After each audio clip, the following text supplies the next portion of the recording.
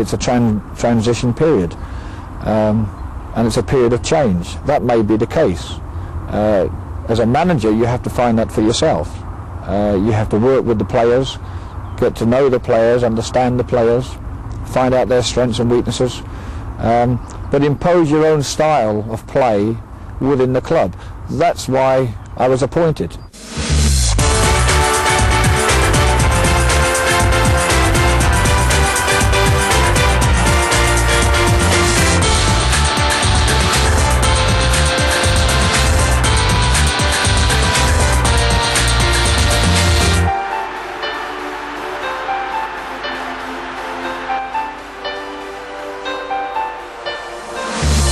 Welcome to Changing the Guard. The season started for the Gunners as soon as football took its annual summer leave. The board of directors decided it was time to rebuild, and the man they entrusted to lay the new foundations was Bruce Rioch. His search for new firepower took him to Italy as he acquired a Dutch master in Dennis Bergkamp. England's finest David Platt followed hot on his heels. I want to win the honours in an English game, and I don't think there's any better place to do it than here at Highbury. They made the right things for me, what made me happy, so the position in the field, the way we should play, we would play, and that's the first thing I wanted to know. After the encouragement of an unbeaten pre-season tour to Sweden, Bruce had the satisfaction of seeing his new recruits open their goal-scoring accounts on home soil. With the Premiership challenge next, how optimistic was he for the season ahead? I tried as soon as possible in arriving to find the simplest formation for the players to settle into, in order that we could find continuity and to see if we could obtain results quickly. And the preparations for the season were good. The camaraderie was good, the results were good, it built the confidence within the players. And that took us into the opening period of the season.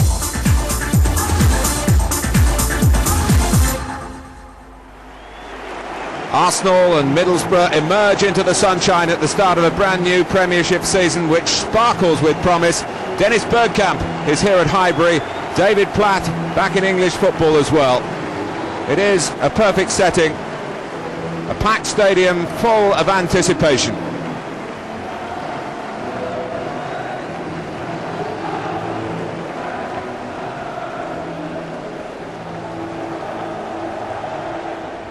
Ignitz's throw.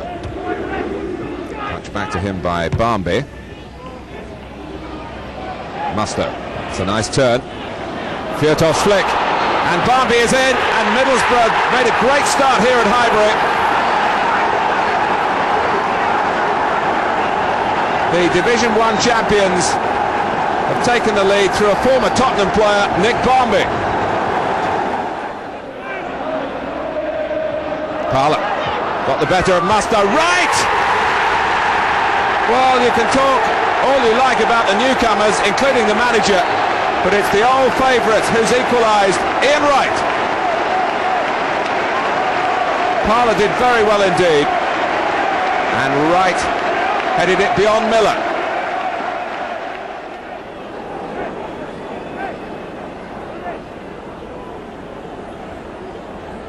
Bold making the move towards the near post. Duncan Ferguson trying to keep tabs on him. And it's against the frame of the goal from Platt. David Platt coming so close to his first Arsenal goal. Ramos. Noel Barrett is one of the best defenders around in a one-on-one situation, forcing Merson inside. But Merson's pass is a tremendous one, and Platt is round Southall, and David Platt has scored. Well, it's the type of thrust from midfield that certainly Platt has made his name with, and Bruce Rioch will be absolutely delighted with that. Wright picked out by Bergkamp. The two certainly have come up with an understanding here, and it's led to an Arsenal second goal in off the far post. Ian Wright takes his bow, and certainly a sign here of Bergkamp and Wright fitting in nicely together. Our tactics then, been fresh, second game of the season, were to get in amongst the opposition, deny them time and space, hit them on the counter-attack. And again, because it's your first game at home, Everton would want to please their supporters, would want to come forward, and there's room when you have players with pace to hit the team on the break. It's becoming more evident in the game. It's always been evident in my style of teams, and you know, we did that on the day, so it was a good victory, pleasing victory.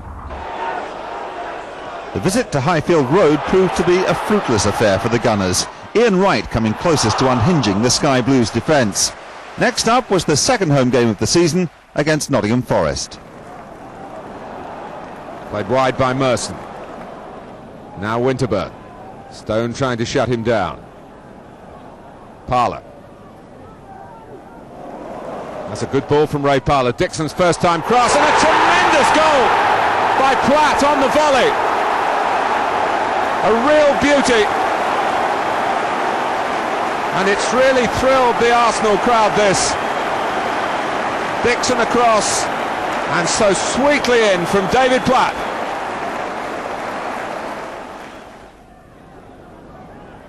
Pearce pushing on. Campbell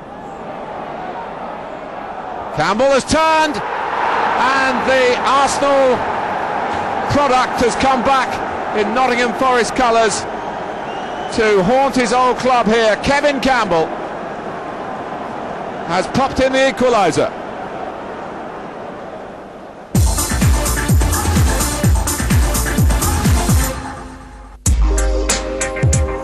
David Platt, captain of his country, record holder for transfer fees accumulated, and a player accustomed to fame and fortune.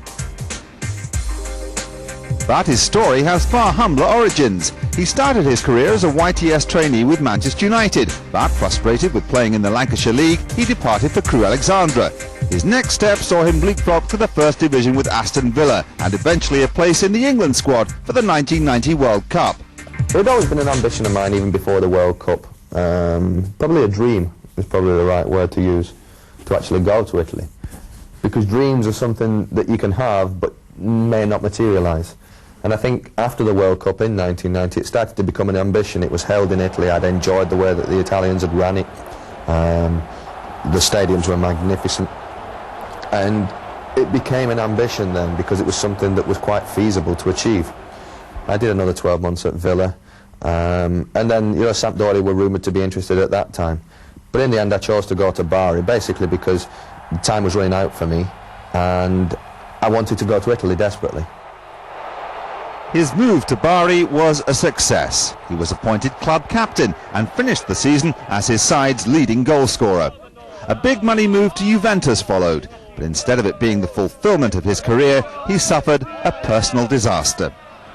Competition with the other foreigners at the club was so intense that his appearances became more and more limited. Speculation mounted he was about to cut short his Italian adventure. I didn't want to come back and people said, oh, there's just an Englishman who's failed in Italy, which is how it would have been perceived by many and how it would have been portrayed by many. I didn't want that to happen, and wasn't in a position to prepare to let that happen. Having said that, the only club that then I wanted to join really was Sampdoria. Roberto Mancini was very, very important for me. He pushed his president into making a decision to sign me. Unfortunately, Paolo Mantovani, the president, died about 3 months after, and I didn't really get a good opportunity to get to know him very, very well. But I still believe it's an honour that I had the 3 months in which I did know him. He was like a dad to Mancini, and like I say, fortunately enough, he listened to his son in inverted commas, and Mancini pushed me to go. His move to Sampdoria quickly paid off. The goals he was renowned for started to flow again, and the rewards followed in the shape of the 1994 Italian Cup. Last summer he signed an extension to his contract and seems set to remain in Italy for at least another year. Even when I signed the contract over in Genoa for another year, i.e. this year, there was always the possibility that Sampdoria would say to me, look, if we receive an offer for you that is too much for us to refuse, we might ask you to make a sacrifice, so to speak. So the summer came along, and like I say, I was perfectly happy to see out my contract, but I always knew at the back of my mind that there might be the opportunity to go back to England if a club came in with a sizable offer that tempted Sampdoria. Arsenal came in with that offer, and it was put to me by the Sampdoria president. But I spoke to David Dean. I was perfectly happy with the way that he sold Arsenal. But then it was important to speak to Bruce Rioch as well, to see what his thoughts on how to play the game were, because it would have been a waste of time me coming back had I not agreed with the way that the manager wanted to play the game. But at the end of the day, I had to look at it from that point of view of my age and saying, well, I've probably maybe got 3-4 years left to challenge for honours, and I need to join a club that's capable of winning things in its first year. In my first year there. More from David later, but for now we return to the Premiership as Arsenal travel to Main Road. Parlour has got it back for Wright. That's a tremendous try. Touched over by Immel somehow.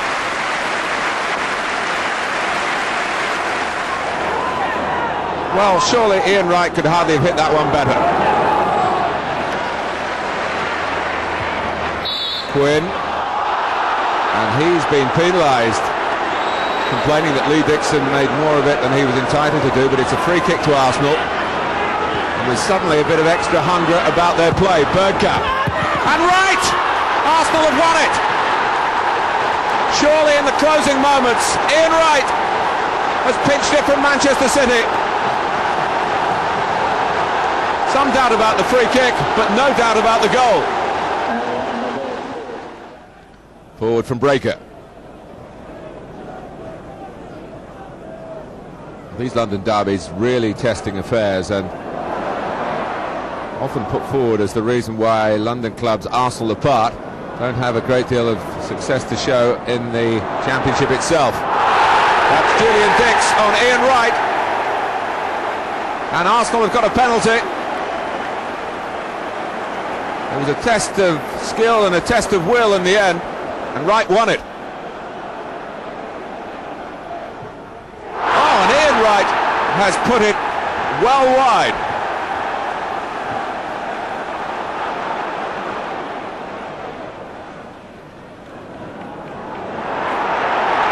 Winterberg.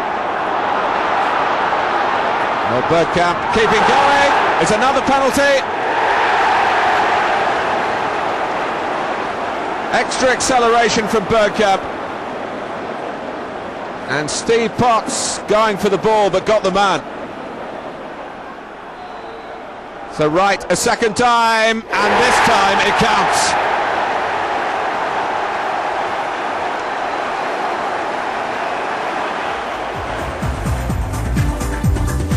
Arsenal's unbeaten start to the season sees them in 5th place, 3 points behind joint leaders Newcastle and Manchester United.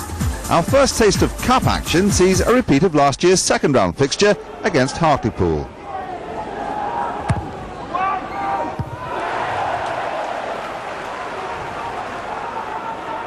Merson to plant it back again. That's Adams. Now Bold. Oh, Adams!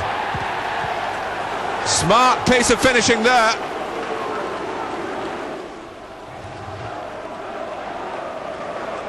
There's a gap opened up for Merson. Right! Well, Hartlepool players were slipping all over the place, and Ian Wright stooped to conquer. Merson. Arsenal leading by 2-0.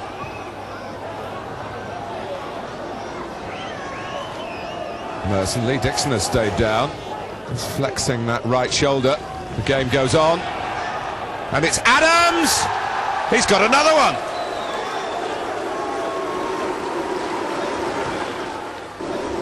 One man not amongst the Hartlepool goals was the Gunners' record signing. The press were quick to label him an expensive misfit. Could he put the record straight against Southampton? Held up. And he's raced on past Richard Hall. Right, going to the near post. Bergkamp! There it is at long, long last. In his 7th Premiership game. And now he's in 7th heaven.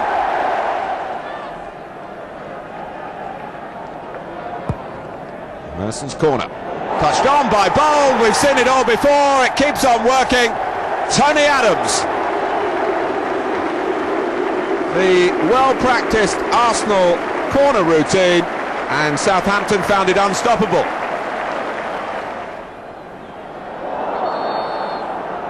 Well, that is a foul by Adams.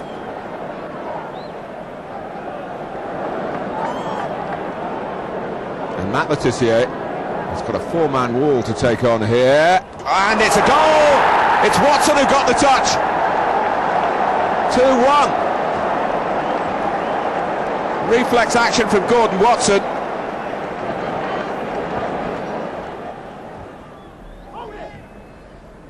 Schipperle.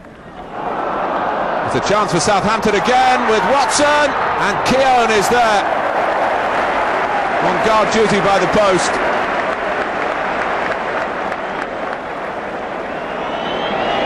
Well, the Southampton goal has certainly brought them to life. Le Tissier with the corner. And they've got another one. Ken Moncao. And it's 2-2. Matt Le Tissier involved in both of the goals. Watson with the first. And the Dutch defender, Ken Moncao, equalising.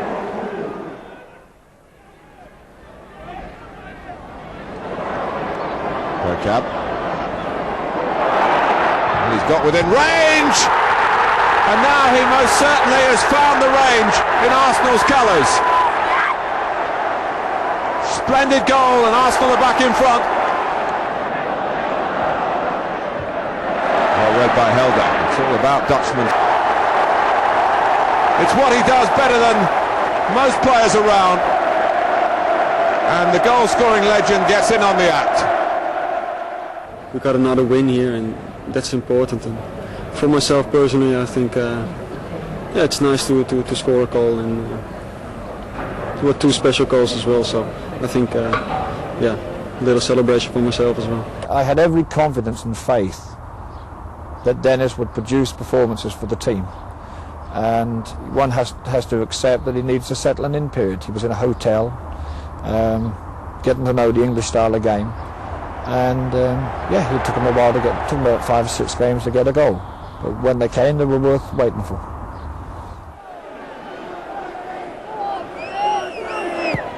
Arsenal suffered their first defeat of the season at Stamford Bridge. They tinkered with their tactics to no avail as Mark Hughes scored the only goal of the game.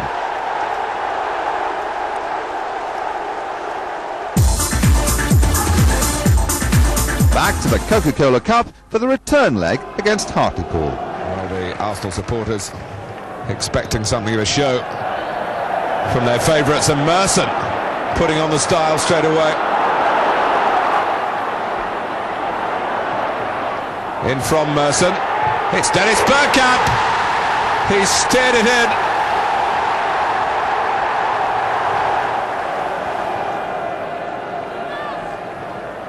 Well, Steve Jones deputising for the suspended Brian Horn, and he's got a problem here.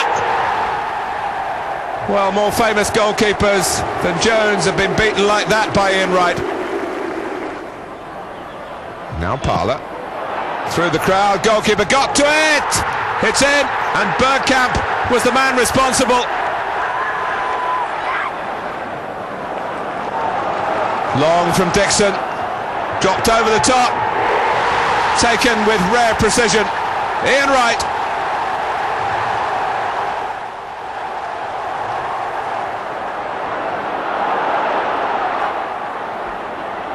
Helder. Wright has a hat-trick.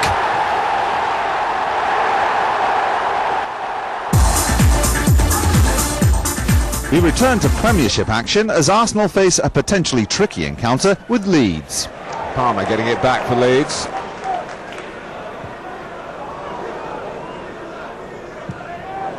Oh, Lukic has kicked it straight to Merson.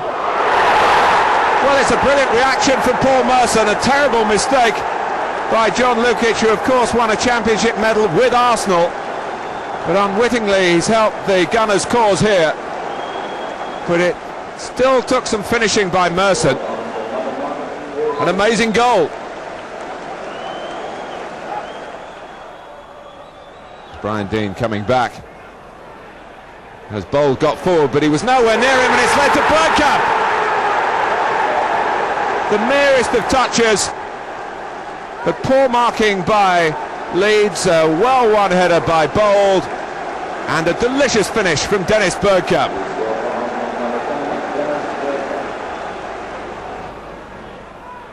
Kelly. Now Palmer. Across from Wallace towards Weatherall. And it bounced on the bar twice.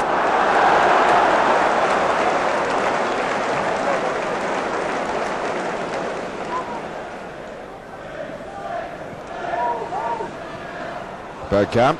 Wright was a bit lucky. It's run for him. But there's nothing lucky about that. That is absolutely top class. A glorious goal from Ian Wright. And even by his very high standards, this was very special. We scored the goals when we were playing well, and we needed to score goals when you're playing well. And we ran out worthy winners, and I think it was a great boost to the team, a great confidence booster to the individuals, and a great confidence booster to the supporters. On now to the first of many meetings with Aston Villa. Bergkamp able to hold it up and then get a ball inside Gary Charles for Helder. Oh, Bosnich has made a real mess of it, and Paul Merson walks it into the net. Well, Aston Villa have come here with a rather defensive attitude, but that was a catastrophe for the goalkeeper.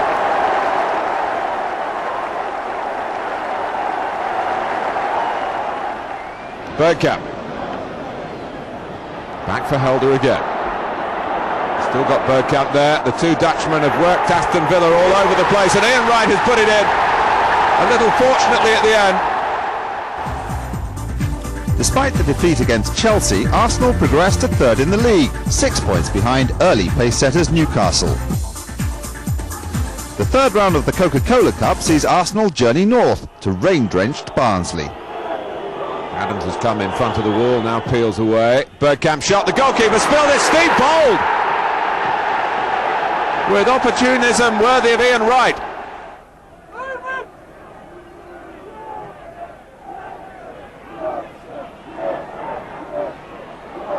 Bergkamp.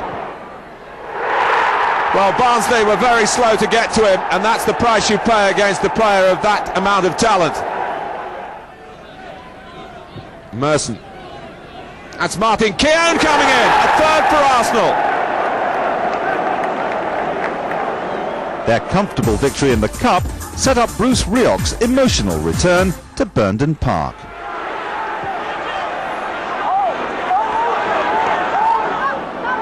Here's Helder on the right.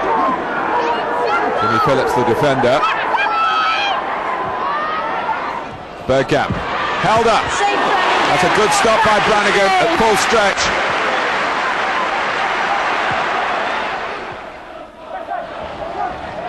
Patalainen. Now Stubbs. Oh, there's some space here for McGinley. John McGinley and Bolton are into the lead.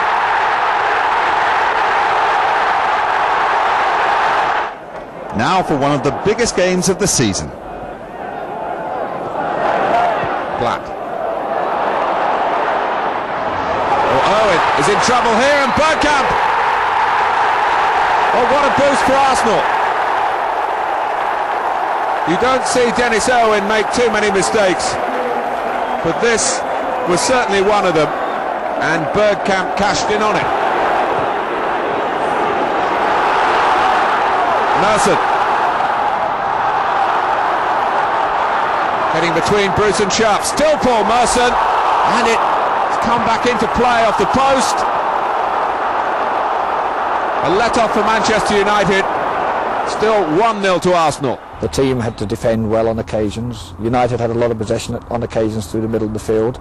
We were obviously going to be concerned about their counter-attack, and the fact that Schmeichel can set those counter-attacks up with his long throws to the halfway line. All these factors we mentioned to players, but we hope that they would take them on board themselves in their own manner, has been professionals and logged them in their memory bank for when they're out on the pitch. But it was a good win, an excellent win for us. A visit to Coney Training Ground found the players in good spirits ahead of the first North London derby. Obviously Tottenham's always a big game, and they've seemed to have picked up. We've got a good result against Coventry at the weekend, and very good side, talented players. It'll be very tough for us. Already there's a more open feel to this than in a lot of recent North London derbies. Platt, look at the space here for Merson. Hartson, Merson wants it back, he gets it back. Bergkamp is free! And Arsenal have scored a magnificent goal here at White Hart Lane.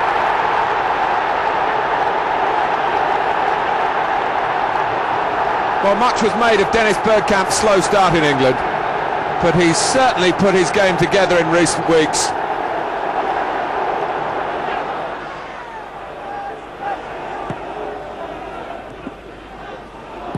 Merson.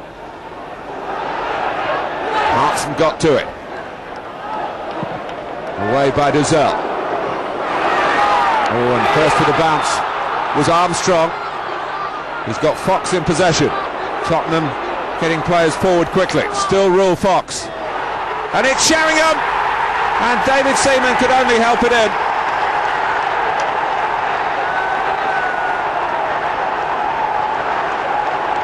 So 1-1.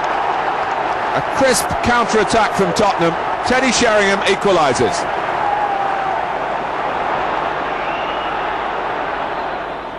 Bergkamp.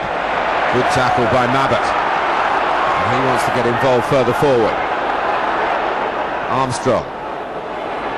Sheringham. Armstrong again, he skipped round Bold. Chris Armstrong, 2-1 to Tottenham. The goal in keeping with the way the game has been played. Chances for both sides. And Tottenham have taken another one here, and they've taken the lead for the first time. We started the game so well, and there were some good performances actually on the day individually. But you have that feeling of, you know, all the good work has gone down the drain really because we've lost the game. Time to put matters right against Sheffield Wednesday. So what can Arsenal make of this free kick? Merson is there. Bergkamp's having a good look at it. Bergkamp takes, and Bergkamp scores!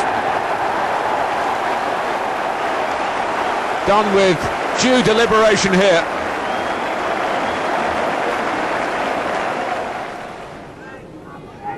Hyde. Now Waddle taking over. Chris Waddle has got some space courtesy of a good return pass from Graham Hyde. And David Hurst soaring in at the far post. 1-1.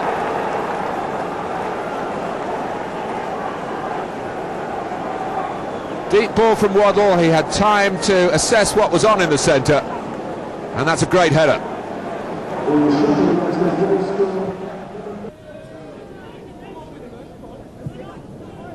There's always a problem when you wait for the ball to bounce, and Sheffield Wednesday really snapping in. De Kreiser. Oh, Bold has slipped. This is Whittingham. And now Waddle. Quite a turnaround at Highbury.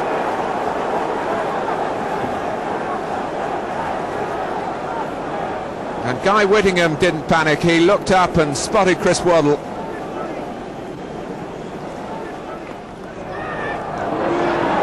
Platt. Still Arsenal 2-1 behind.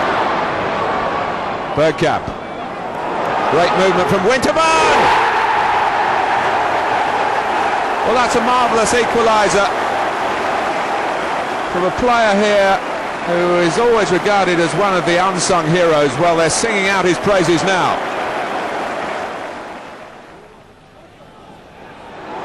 Headed on by Hartson. And Dickoff. Smart finishing there, and Arsenal have forged their way into the lead. John Hartson played a major part, and Paul Dickoff round Pressman.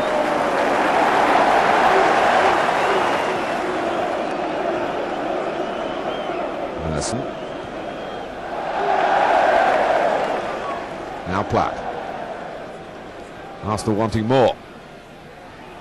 Hartson, they've got more!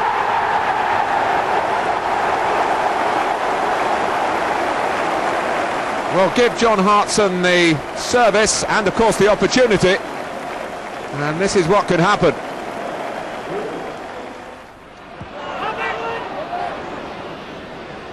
With the visit of the defending champions providing little in terms of clear-cut chances, it was left to Arsenal to try and break the deadlock.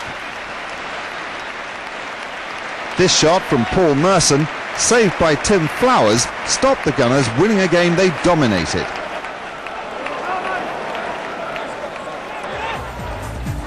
The point achieved left Arsenal still in third place, but 8 points behind Newcastle. The fourth round of the Coca-Cola Cup brought old Cup foes Sheffield Wednesday back to Highbury. Bergkamp, who got the game off in the league to such a good start for Arsenal. Oh, and a good stop by Pressman. Platt goes in a second time. And now Waddle has wasted it. But Kevin Pressman stood up here and somehow kept it out.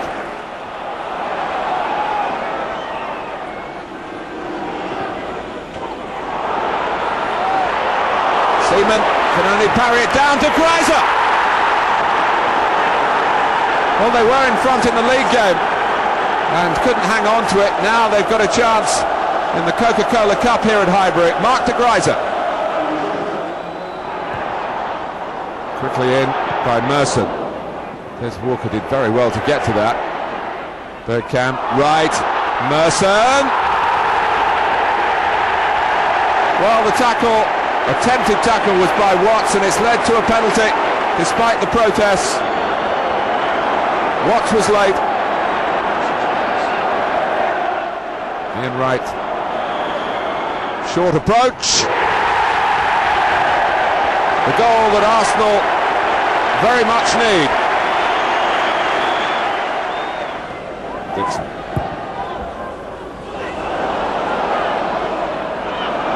That's good hold-up play by Hartson. He wasn't just settling for that. I think he took Sheffield Wednesday by surprise. Instead of looking to lay the ball off, John Hartson put it in the net. To Villa Park, and for one Arsenal player, a nostalgic return. Merson's free kick. Oh, that's a great goal. David Platt back at Villa Park and really making his point with a powerful header.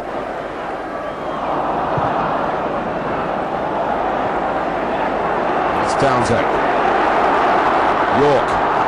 Room on the left for Alan Wright. York! Two very, very good goals here. And David Platt's lead cancelled out here by Dwight York.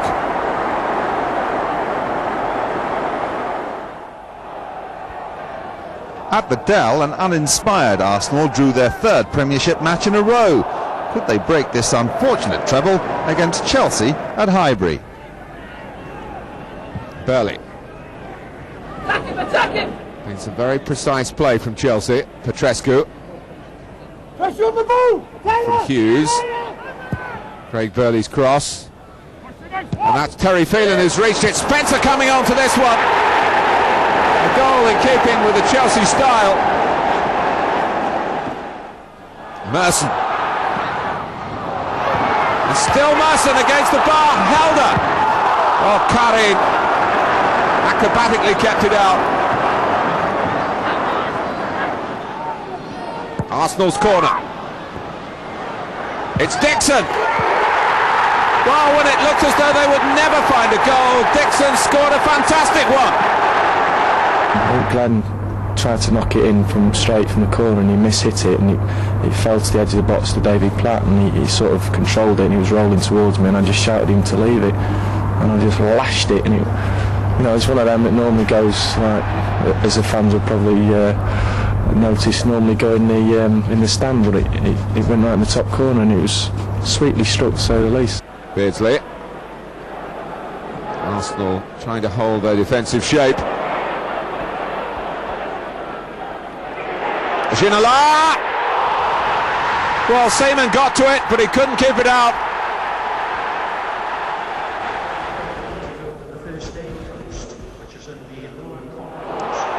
Over the top from Barton, and Ferdinand, who's never scored against Arsenal before, well, he has done now. The defeat against league leaders Newcastle left Arsenal lying in 6th place and hoping for better fortune in 1996. When the video club was invited to film the Arsenal ladies, it was surprisingly at the home of football, Wembley. The FA had granted Arsenal a special match against the Wembley ladies. It was a perfect opportunity to put a disappointing season behind them. The loss of some of their key players had paid its toll as they exited both cups at the semi-final stage and relinquished their league crown. Marianne Spacey, their star player of last year, explained why she wasn't in the starting lineup. I got pregnant, so it is a bit, you can never say pregnancy is a disappointment, but for my own personal reasons, I'm delighted. Maybe it's a good idea, maybe it's good for me to have a break as well from football and come back maybe a bit stronger and better for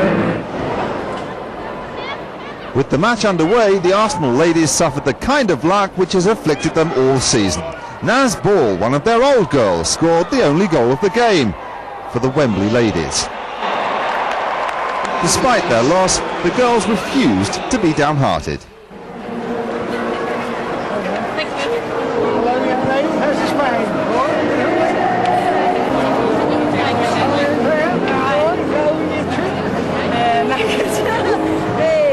For a lot of the girls, it's the first time they played on Wembley, so it's something special. After prize giving, manager Vic Akers was in reflective mood. After winning the double last year, this year has been a bit of an anticlimax really. We've suffered numerous injuries throughout the season, and we've had a loss of a goalkeeper before the season started, the England international. So it's been a very difficult year for us. But having said that, the young ones that have come in have stood their ground, and they've done the club proud. And culminating in coming here tonight and playing in this game. Obviously, we'd like to have won the game, but it's not all about winning at this stage. And if we can keep progressing the way we are, I think we'll be okay next year. Sheffield United provide the Gunners' first opposition in the FA Cup. Winterburn. It's come through for Merson. And Wright has forced it over the line.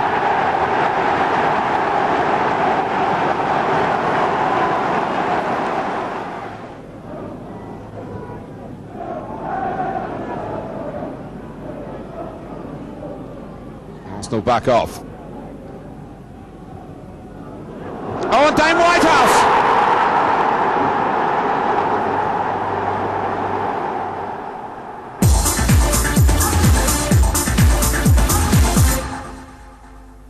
More cup action as Arsenal take on the league leaders in a vital clash. Jensen. Came off the head of Albert. Arsenal have a corner. Taken by Helder. Two Arsenal players going out for it, both Bergkamp and Wright. Bergkamp shot! Cernicek somehow got to it. He comes again. The goalkeeper doesn't get to it the second time. The pressure from Arsenal. The shot from Bergkamp. And it was a fine try, matched by the save. Helder with the corner. Merson is free. Platt is there. Well, Newcastle under the cosh at the moment. They let Paul Merson get to it. If Wright could have touched that, he might well have scored. Beresford. Ferdinand muscled out of it by Adams. Merson, Platt. This is good work again from Arsenal. Wright. Oh, it's a goal! A shot that swerved considerably and totally bamboozled Cernicek. I don't know whether the bounce on the ball here made the mind up for Ian Wright, but he went for goal and he's grabbed the glory. Ferdinand. And the linesman is flagging. Lee Dixon is down. Gerald Ashby is checked with his colleague. And David Ginola may well have used an elbow. It's a red card for the Frenchman. Spotted by a linesman. And Ginola has to go. Free kick given against Keogh. Climbing on Ferdinand.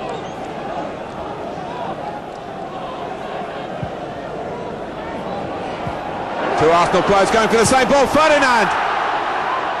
Well, that was a really good opportunity. Kevin Keegan knows it. Merson. Albert trying to get back. Merson gets the better of him and of Beresford. Right. Oh, against the post. This is Bergkamp and wide of the post.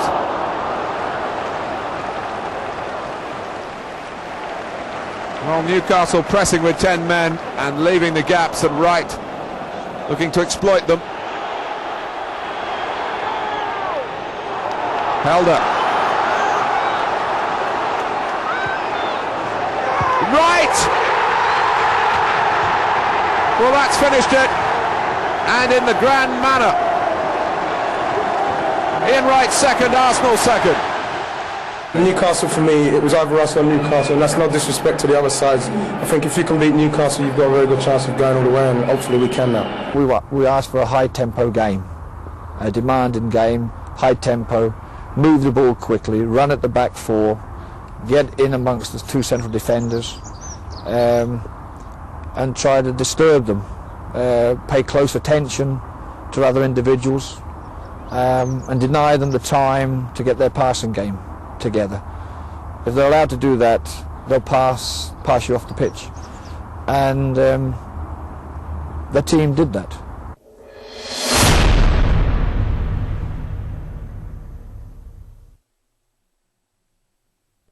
This is Dave. He's shopping, but he'd rather be somewhere else. If you're an Arsenal season ticket holder who can't make it to the game, there's always someone out there who can. All you have to do is log on to the official Arsenal website and follow the links for the ticket exchange, and you can help other club members like Dave get to the game and make sure there isn't a spare seat in the Emirates. It's safe, secure and convenient, and you'll get 90% of the ticket value reimbursed back against your next season ticket renewal. Plus, Dave gets to see his beloved Arsenal. If you're a member and haven't got a ticket for the match, there still may be tickets available on the Arsenal Ticket Exchange. For more information, visit www.arsenal.com/membership. In these uncertain times, as Britain's favourite travel agent, we promise whatever you book with us, your money's safe. From flights to hotels, cruises to holidays, everything you buy from us is covered by the Thomas Cook 24-hour money-back guarantee. Whatever you book with us, we promise your money is safe. Thomas Cook it. The teams occupying first and second place in the championship, head-to-head, the last match of the season for the League Championship. I think this one has a special meaning for Arsenal. I know they were legends.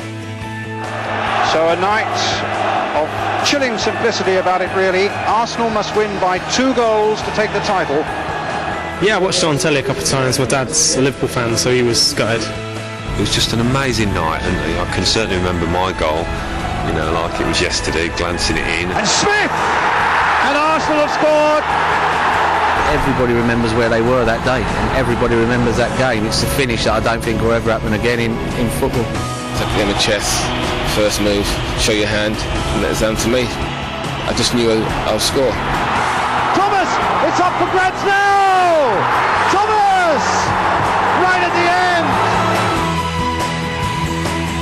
It's always a great feeling when you score, when you make the winner or something, so imagine when it means you will win the league. Everyone loves them, so we all hope here we can do the same with this team.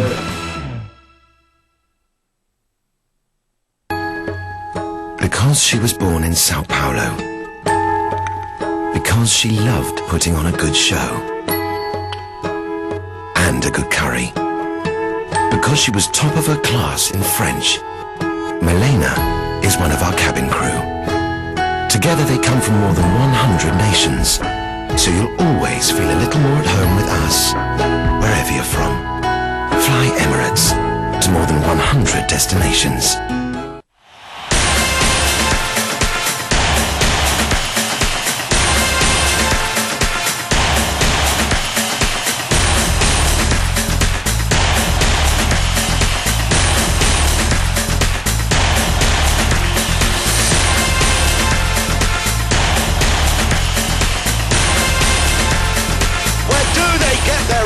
From EDF Energy, supplying energy to millions of homes and businesses.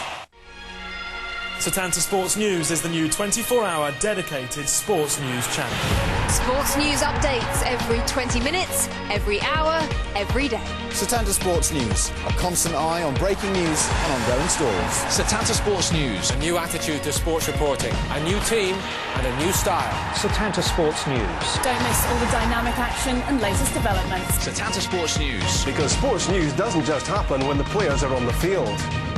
Sports news updates every 20 minutes, every hour, every day. Great sport is entertaining, and so are we. Setanta Sports News. First, with all the breaking sports news. Sports news updates every 20 minutes, every hour, every day. Whatever the sport, we've got it covered. From the changing room to the boardroom. Setanta Sports News. Sports news that captures the viewpoint of the avid sports fan. Setanta Sports News. Setanta Sports News. Setanta Sports News. The new sports news channel.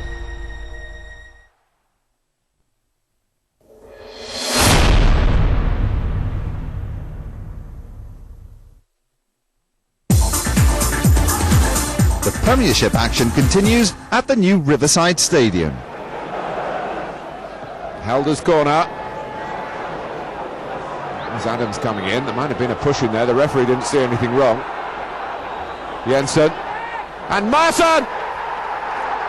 Arsenal have taken the lead.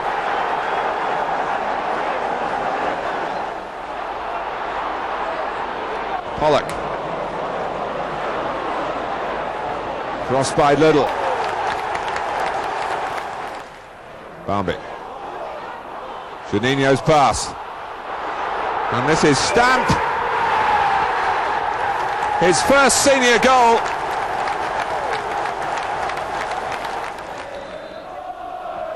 Merson's free kick is a great one. It's against the post by Wright and touched in by David Platt.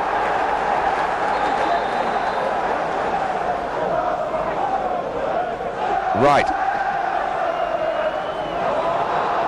Now Merson, tight angle, goes across the goal, and Helder!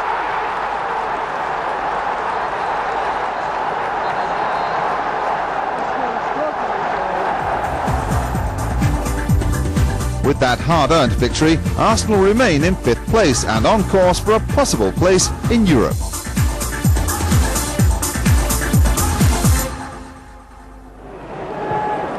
In the FA Cup third-round replay, Arsenal's hearts were broken for the 3rd year running at the hands of First Division opposition. This time, Blade striker Mark Viet inflicted the damage. They showed the greater drive, would be the word I would use, on that particular evening. Why? It does happen on occasions to some teams. Again, we don't like it. We're not happy with it. But it does happen. A miserable week was complete when both centre-backs reported serious injuries. When the surgeon opened me up in the groin area, he found that I didn't have a tendon that was attaching the muscle to the bone, so he's just taken the muscle off the bone and told me I can do without it, so that's where we are.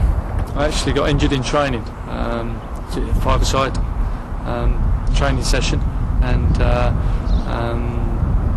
it was nice of John Hartson to actually put 16 stone or whatever he is through my knee. The result being that I had 2/3 of my cartilage removed. You normally get 6 or 7 long-term injuries a year spread over the 3 squads, but we seem to have had them all in the first team, and we've had a plague of centre-halves this year for some reason. I don't know why, but it's something we'll look at the end of the year. We'll go through all the statistics and all the figures of how long they've been out, why they've been out, and try and come up with any reasons why, and if we can change things we will, but it just might have been one of those years where we've had some bad luck. The visit of Everton to Highbury provided a surprise for an unsuspecting Ian Wright. Jensen. Right. It was a good turn. 4 players around him, and he's still scored. That captain's armband may be providing extra inspiration, because this is a classic from today's captain. Nothing Everton could do to stop it.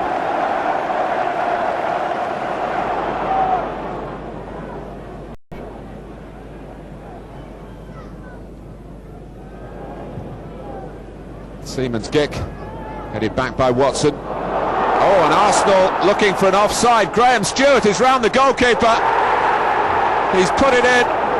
The ball came back quickly. Arsenal were on the turn, and Stewart was certainly alert.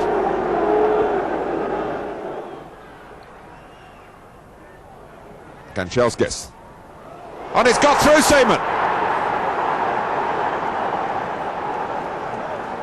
Well, David Seaman doesn't make too many mistakes, but that's certainly one. I was really surprised. It was just like the boys, some boys like Paul Dickoff came in and he was saying, all right, Skip and that, and I didn't get what he was on about. And then a couple of them was coming on and saying, all right, Skip. And then afterwards when the boss put the team sheet up, and then I saw that the captain was by my name, and it was really, it was kind of eerie, kind of funny. It really made me feel, God, it's like all this responsibility all of a sudden, and I really took it quite seriously. But then once I started playing, it was all right, and then to score a goal like that when I was captain, it really meant a lot to me.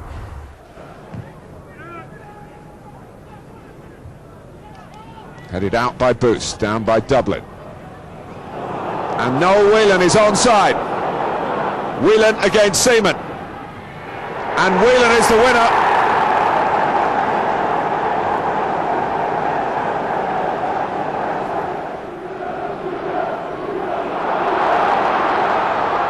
Arsenal gathering in the centre. Held as cross. An equaliser, as simple as you like, from Dennis Bergkamp. With the news that Tony Adams was injured, Martin Keown was appointed as replacement captain against Nottingham Forest. His side got off to the perfect start, following this strike by Dennis Bergkamp.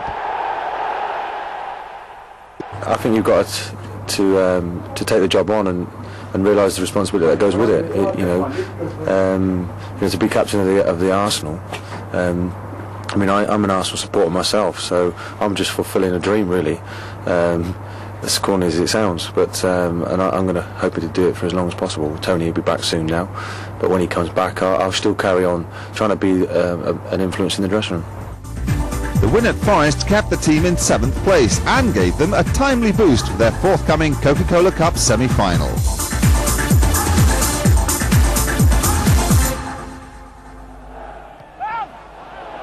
Tommy Johnson couldn't keep it in play. Villa didn't do themselves justice here in the league game. Merson. Bergkamp. It's in! Right into the corner. A raking drive. And it got the better of Bosnich. York letting it run for Johnson. Cleared by Keown. And there's no flag. Dennis Bergkamp again.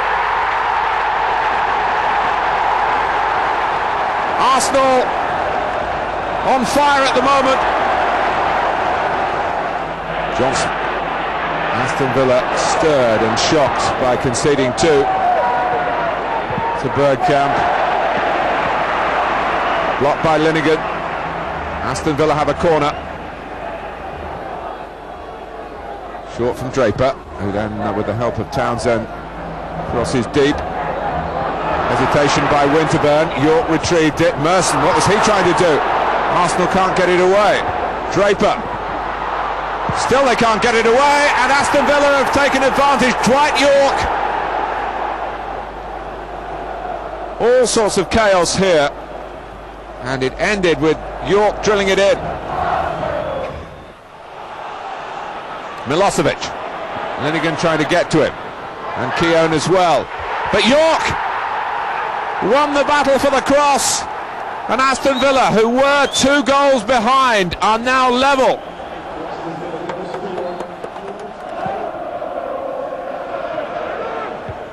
Well, Arsenal kicking themselves for not having a really handy advantage to take to Villa Park. And Johnson against the bar. York against Seaman. Villa could have been in front. Here's Merson. It's been a magnificent match. Parler, great save by Bosnich. Back with Merson again. Right. Not quite for Bergkamp. But Paul Merson put Ray Parler through, and it was a smothering save from Mark Bosnich. I think we started very well. 2 goals on myself, and from there on it went a little bit wrong, I think. But overall, a good game, and we still got a chance.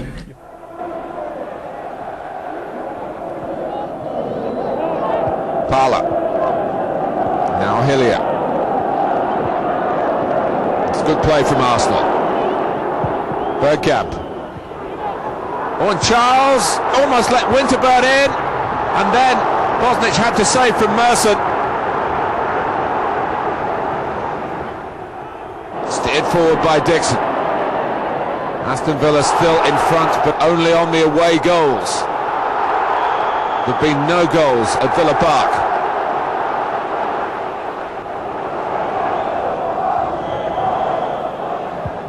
Merson. That's a good save from Winterburn's header by Bosnich.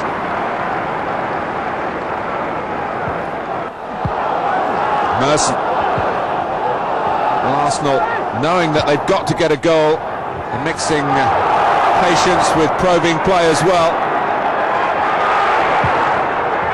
And they're very, very close again. Once more, Winterburn. And for all Arsenal's efforts, it does look as though they're going out. To go out of a competition in the semi-final without having been beaten, without even having the opportunity to take penalties, was disappointing, because it was so close to a final.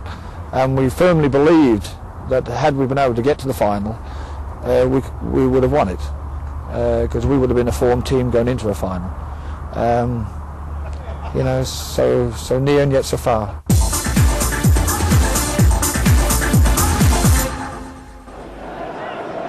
The players put aside the disappointment of missing out on Wembley as they bounced back to secure a crucial away win against West Ham, courtesy of this John Hartson goal.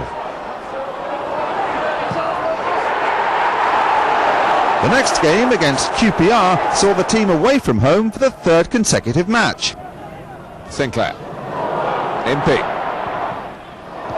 That's Kevin Gallen.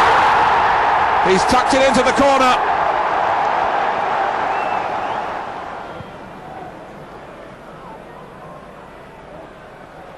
Touched on by Hartson well.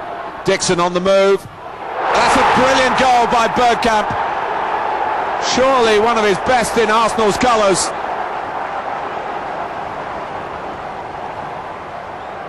Unerring was the volley.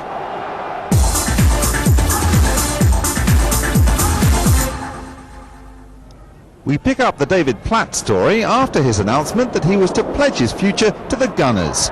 Goals in the pre-season friendlies at Southend and Wolverhampton confirmed his return to English football.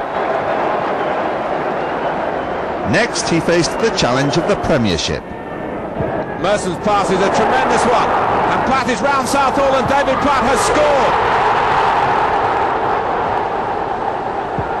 scoring goals is tremendous, and it takes you into fantasy world, really. You know, for a brief moment you don't know what you're doing, and that's why you see the celebrations from players, and some of them are very, very silly. When Ian scored against Everton, he scored a goal and he went to ground, and I jumped on him and shouted as loud as I could in his ear hole, which nearly deafened him. I did it on purpose. And of course against Forest, the goal actually was a tremendous move, but I didn't realise how many passes we'd put together. I just remember, I think it was Dennis Bergkamp knocking a ball wide, and Lee Dixon came in and volleyed it across.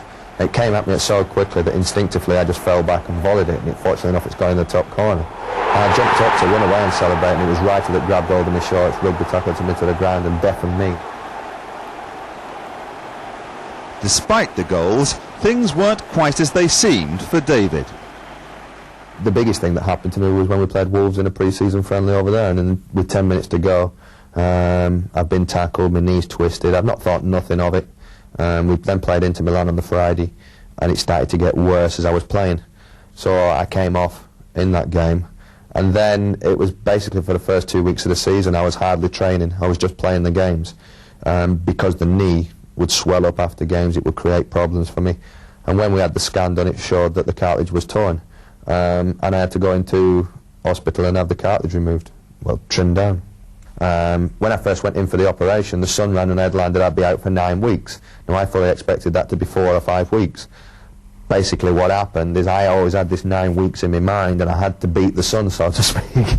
Unfortunately I had some problems in my rehabilitation.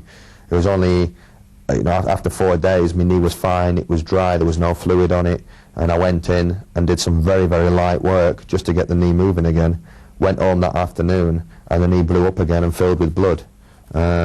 What people didn't know at the time is that I then went in again a week after the first operation to have the knee drained out with all that blood.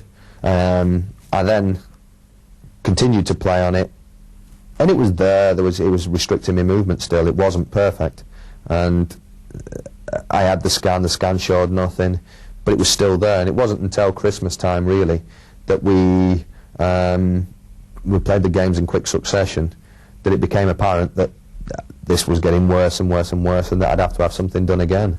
And I went into hospital in January time again for an exploratory operation, and was woken up a few hours after the operation by the surgeon, and he was going to tell me one of two things: either the knee would be fine, it'd been washed out and it'd be fine in 3 or 4 weeks and I'd be back to normal, or that the actual bone joint had been roughened and would need shaving, or had been shaved, and I'd be out for maybe 3 months.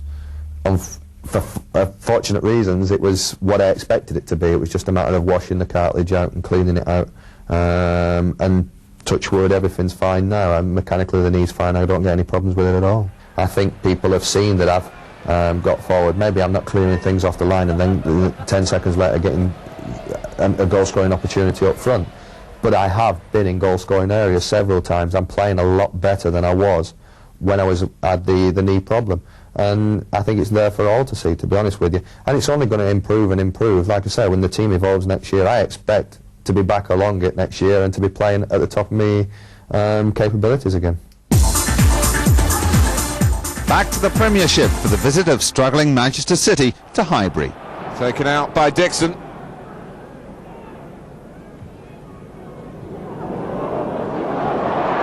Hartson. Oh! That's a fantastic goal from Johnny Hartson. Dipping over Emo, unstoppable.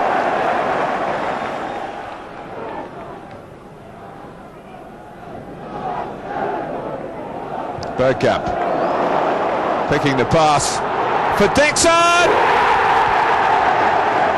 Well, the player who grew up supporting Manchester City has scored here against his boyhood heroes, and it's another fine goal for Arsenal. Now Clough.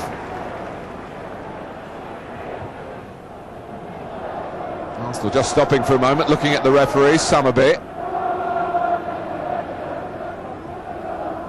Clough. Craney. Well, they've scored.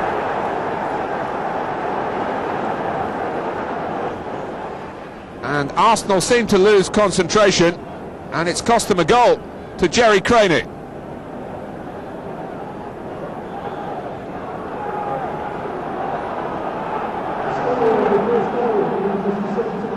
Platt, Merson. Still Merson. And Hartson got there first. Arsenal re-established control. Merson made it, and Hartson scored it.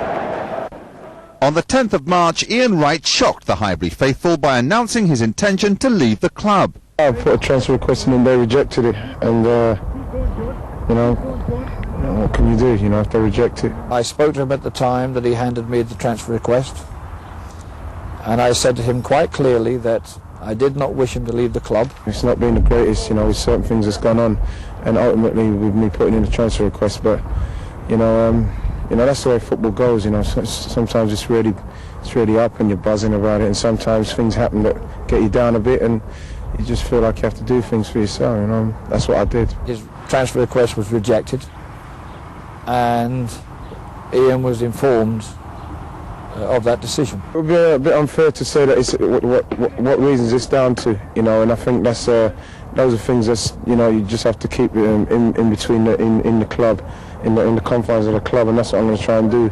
He's under contract for a period of time, and that remains the current position with him. I'm not going to say anything else now. I've said my piece, and people now feel, and so I'll just wait till the end of the season, and that's what I'm going to do. Despite Ian's dilemma, he was back from suspension to face Wimbledon. That's a good header on by Dixon. Arsenal are hell-bent on revenge today after that defeat at Highbury. Dixon, and it is a goal, it must be. It's Winterburn. Well, one wing-back had the first shot and the other scored. Platt, deflected, goal! 2-0. Was sweetly hit by Platt, but the change of direction lost the goalkeeper.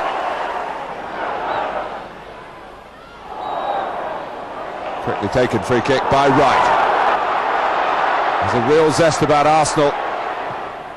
Oh, and Solomon's fumbled it in. Bergkamp's goal, 3-0. After the great win against the Dons, Arsenal travelled north to face The result lifted Manchester United to joint top of the table, whilst the Gunners hung on to the all-important 5th place.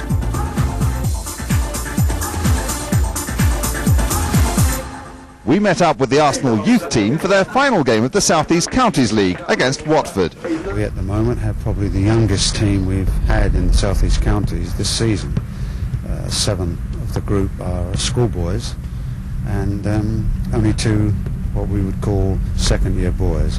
So we do it deliberately because this is the end of the season. The boys that are joining us next year as trainees need a taste of what is expected. It raises their own expectations. They realise what they've got to do, and hopefully they can set about it now. Watford were the stronger team, and they took the lead through this free kick from Clint Easton. Arsenal fell further behind as Wayne Andrews capitalised from this slip-up by promising captain Jeff Woolsey. With Vice-Chairman David Dean looking on, the boys of the future pulled a well-deserved goal back through Terry Bowes. Unfortunately, despite pressure, the boys ended the season with a defeat, but they were far from disgraced. Hey, well done, you've got a good season. If you consider that, keep changing around, you've done well. Well done. They'll know next year. They'll know next year, that's the thing.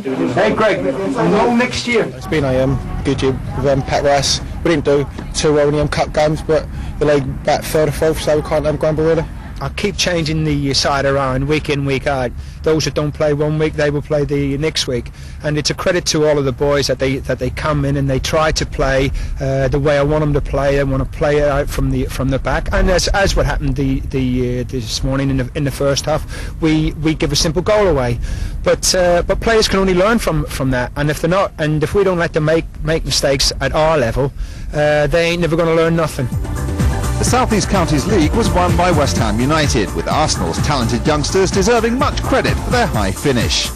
Back to the Premiership, the third clash of the season with leaders Newcastle. Race on between Wright and Barton. Beardsley trying to lend a hand for Newcastle, but Barton concedes the corner.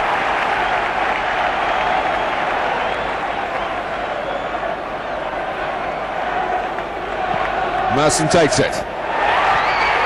And coming in was Scott Marshall. His first goal. And Newcastle United have gone behind here in the 3rd minute. Hoisted away by Howie. Ferdinand trying to get underneath it, but Arsenal really on their mettle at the moment. A mistake by Barton. Winterburn, Wright's in the middle. Ian Wright has done more damage to Newcastle again. 2 goals here in the Coca-Cola Cup, and the second today.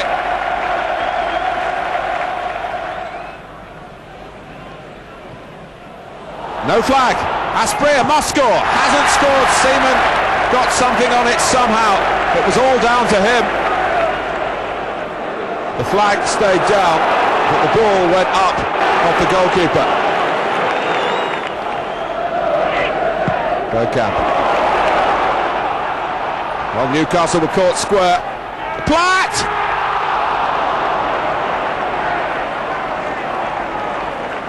Well, by his standards, it was a routine chance.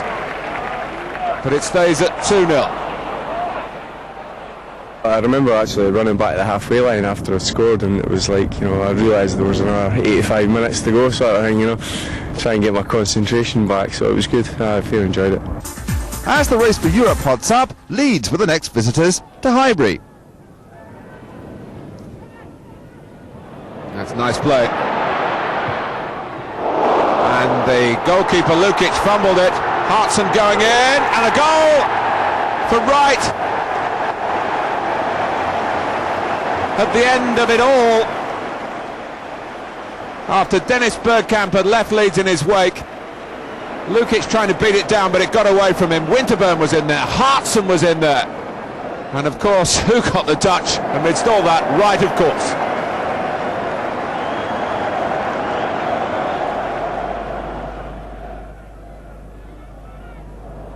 Speed. Oh, and it's deflected by Dean, and a goal. Brian Dean's goal, and a touch of luck here for Leeds United. Seaman was stranded.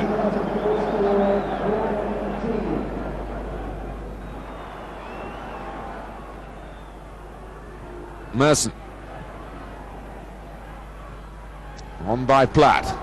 Right. It's in!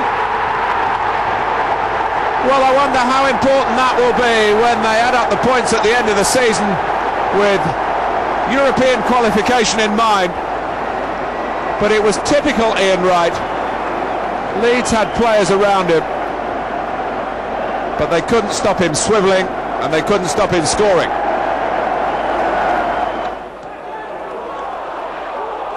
Bank Holiday Monday saw Arsenal leave Hillsborough empty-handed as they lost valuable European points to this Mark de Greiser goal. But there was little time for reflection as the second North London derby loomed. We had a disappointing result at Easter at Sheffield, so we've got to make sure that we bounce back from that. And this season when we've had a bad result, we've tended to bounce back well. So we're looking forward to it, and we're at home, and there's certainly a lot to play for. And if we can get that final European place, it makes the season a slightly successful one, as opposed to a first season under the new manager. We'd like to have won something, but if we qualify for Europe, it makes up for not winning something. This look at the league table underlines the importance of the match against Spurs. Arsenal could not afford to lose. Bergkamp pulling to the left.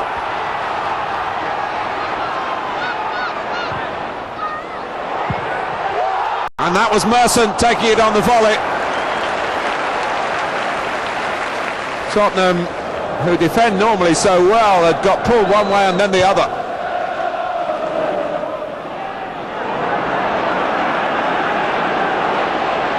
Put away by Howells. This is Armstrong. Knowles has gone on. Armstrong! An inventive try. He claims the corner. Not given.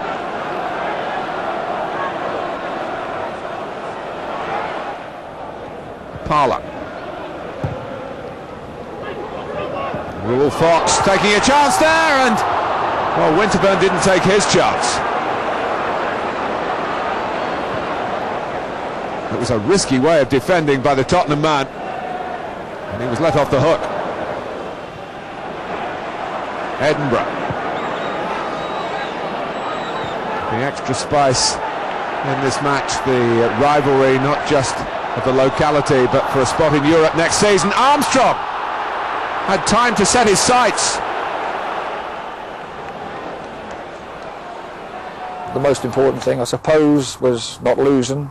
At least we've shared a point. We've kept the 2-point gap between Tottenham and ourselves. But then you've just got to move on to the next game, and so the next game becomes the most important.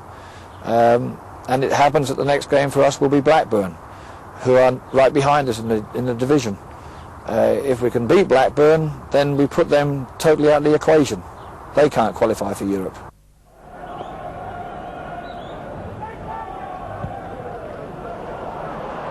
Arsenal caught rather in a line then. Can Gallagher reach it? He does. Well, David Seaman started to come out and was left in no man's land, and Kevin Gallagher puts Blackburn Rovers into the lead. Given away by Hendry. Merson. Right. Flowers. And against the post. And Merson. Well, Ian Wright with 2 efforts, but Arsenal still trail. And appeals for handball as Merson followed in. Dixon. Hendry trying to let it go, and he's tangled with Parlour, and the penalty is given.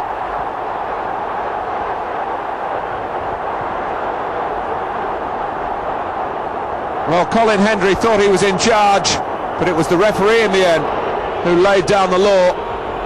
So Ian Wright stepping up with the equaliser in his sights. There it is. And the score for Arsenal, Ian Wright.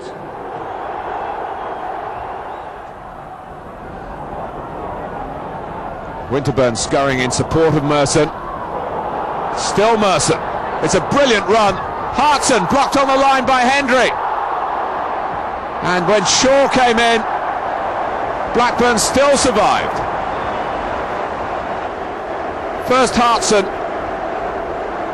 and then Shaw here, and it was Flowers the second time who saved. And finally over the top. Next up, FA Cup finalist Liverpool. Redknapp didn't get very far. Merson, half thinking about the shot. Hartson! Well, he got it past the goalkeeper, but also past the post. Barnes couldn't get there. Merson. Hartson to his right. And getting in Merson's way, and then getting the ball! And it's still, after a fine piece of work by James, McAteer didn't totally clear it. Liverpool at 6s and 7s, back from Merson, and it has stayed somehow at 0-0. That draw against Liverpool left Arsenal knowing exactly what was required in their final league fixture. A superior goal difference had kept them in 5th place, and victory against Bolton would guarantee European football next season. Before this exciting climax to the season, it's time to get our final year-end report from the Arsenal reserves. 1995-96 was particularly encouraging for the reserves. Leaders of the Avon Insurance Combination League for a large part of the season, their manager George Armstrong had the satisfaction of seeing a number of his younger players graduating to first-team honours. For me, it's been probably the best season I've had with the kids. And I think basically that's because we've had the same group of kids virtually from the beginning of the season to the end. Arguably, I think we were the best football team in the combination. You know, we lost the odd game, but it's because teams may be physical or the hump it, which I hate. But at least we've tried to play football, and I think we've won a lot of friends this year, the way we played football. But overall, I mean, I'm been 90% happy this year, apart from, as I said, the odd game, but delighted with the kids. So the season ended on the right note for the reserves. Having completed all their games, they're assured of third place. The stakes couldn't be higher at a packed Highbury for the final game of the season. Well, it all started here in the sunshine in August against Middlesbrough. And is it going to end on a sunny note for Arsenal, who hold all the European cards, it seems, when you look at the table?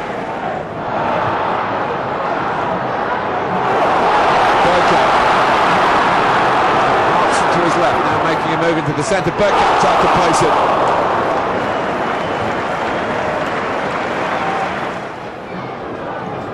Well, Bolton keeping their chins up, although they are going down.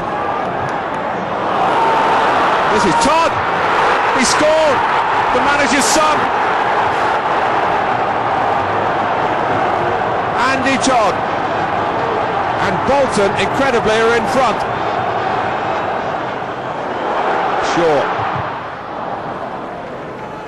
After all this, are Arsenal going to miss out on the final day? The chance of going back into Europe. Platt! The goal is given, but will it be enough? David Platt got it through Bergson's legs.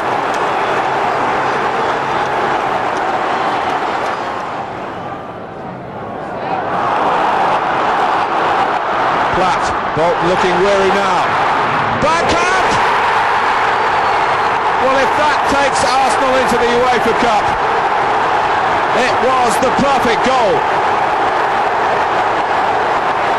Two players rounding off their first season at Arsenal. First Platt, then Bergkamp in some style. The news from Newcastle is that Tottenham have only drawn and Arsenal will be in the UEFA Cup next season. It was scripted, so I don't know what all the fuss is. That's what Dennis was going to do anyway. I don't know what's all the bother. Well, what can I say? We said to Dennis, give us a sign. We said to Dennis when he signed, don't care what you do, just get us the win on the last game of the season, get us in Europe, and he did it. And he missed it as well. He's the Messiah. And we just said, give us a sign, and he said that's the sign. I've been playing all season for this, to get into Europe, and finally we got it, and that's such a relief, and it's such a great feeling in that moment that you're finally there. It's brilliant. Here I stay, man. This is the place for me. Sorry. Nice one, Ray. Nice one. I love you, Dicko. I love you too. The script's been great today because although the goals have come late, or the winner has, and it's been a great team effort. The people that have scored the goals are the two people I've bought, which is David Platt and Dennis Bergkamp. But they, more than anybody, know how to play for the team. And I've just thanked everybody here today for their great efforts because it really has been a fantastic team effort. And I'm delighted to be here. I mean, I've really enjoyed the season. It's been demanding, but what else would you want? We put our own demands on ourselves. And today, it's just a great day. Glad we're in Europe. The final Premiership table of the season sees Manchester United as champions and, most importantly for Arsenal fans, the Gunners in 5th position, securing a place in the UEFA Cup. We leave the players in celebratory mood and look forward to your support next season as Arsenal embark on another European adventure.